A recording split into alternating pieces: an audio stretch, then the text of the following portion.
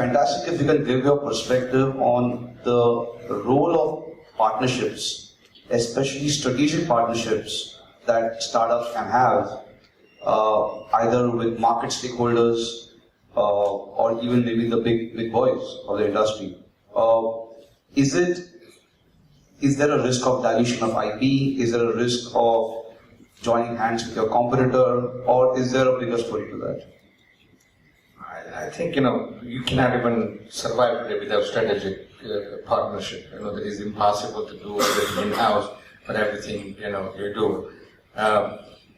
If you take the funding from the corporate ventures, then you have to be careful, because, you don't want to close down, and go into the bracket. So you have to be careful with that. But a lot of corporate companies also, like Telefonica has Wira, and they just take 7%. I mean, that's it. They don't say that, you have to only deal with Telefonica, right?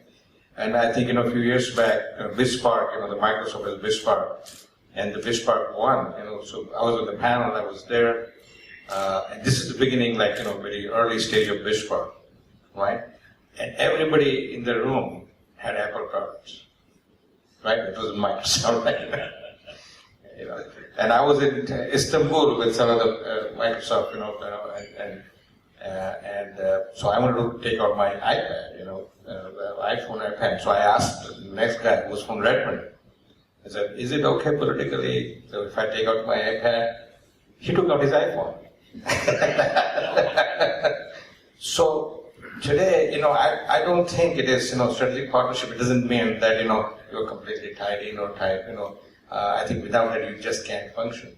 And in the past also, even in manufacturing, I used to do virtual project management before I knew the word virtual.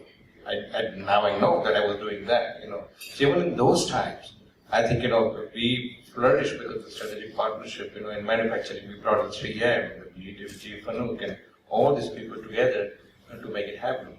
And today it is absolutely necessary. And I think the entire business plan, the business model, has to be built on strategic partnership.